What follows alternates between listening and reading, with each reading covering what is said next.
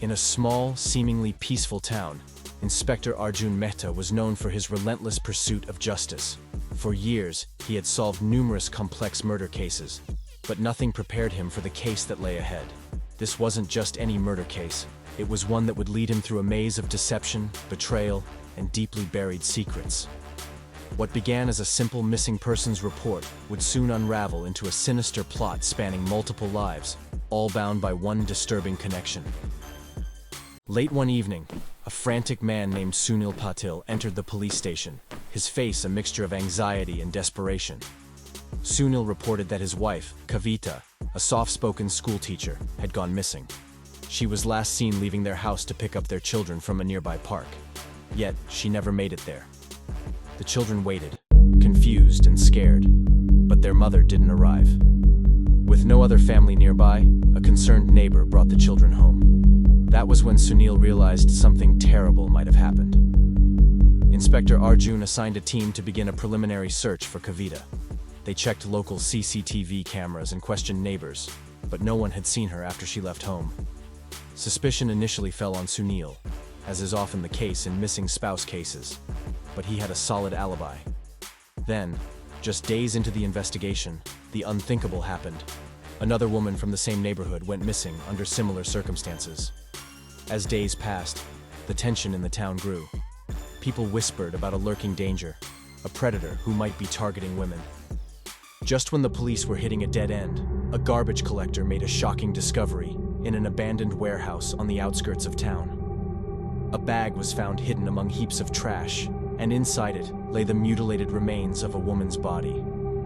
The body was cut into multiple pieces, each meticulously wrapped in children's clothing, a macabre detail that left the police stunned.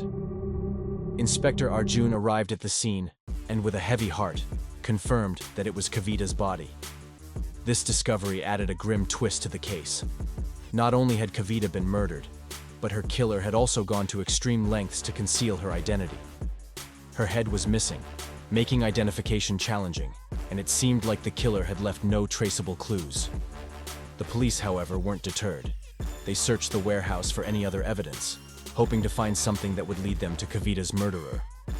To their horror, they discovered another bag in a similar fashion, containing the remains of the second missing woman.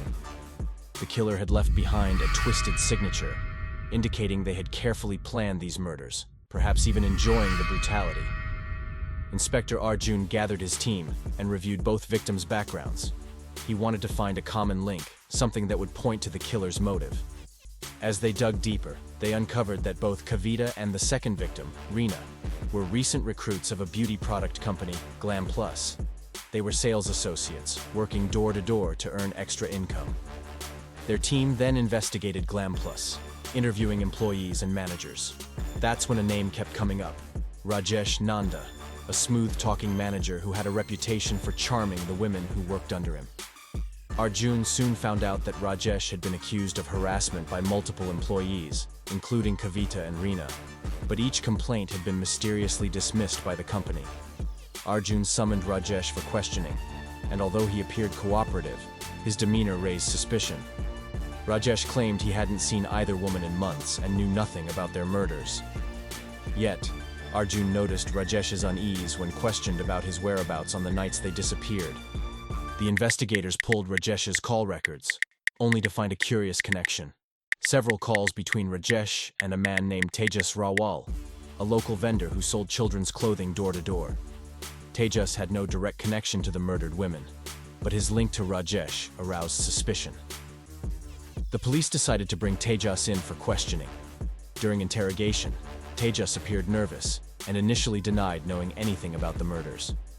But when Arjun confronted him with evidence of his frequent calls with Rajesh, he finally broke down.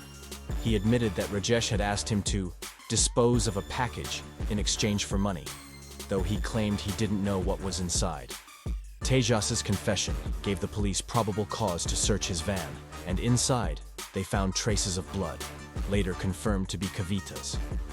While Tejas denied being directly involved in the murders, his connection to Rajesh was too strong to ignore. Inspector Arjun knew they were close to solving the case, but he felt there was more to the story. Why would Rajesh kill these women? And why were their bodies wrapped in children's clothing?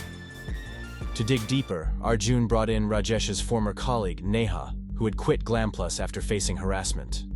Neha revealed that Rajesh often manipulated vulnerable women, coaxing them into giving him money under the pretense of investment opportunities. Some of these women had confided in their families, but others, like Kavita, had kept it a secret.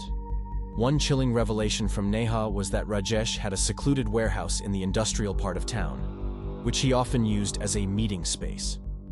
Arjun's team immediately raided the warehouse. Although it was empty, they found bags of children's clothes and various tools that could be used for dismemberment. Arjun's suspicions were confirmed. This was the site where Rajesh had committed his brutal acts. Arjun now had enough evidence to charge Rajesh with the murders, but there was still one missing piece. Why were these women's heads severed, and where were they? Rajesh remained silent during questioning, but a tip from a local informant changed everything. The informant reported seeing Rajesh at a secluded lake, where he would often go late at night. Arjun led a search team to the lake, and after hours of scouring the area, they found a grim sight.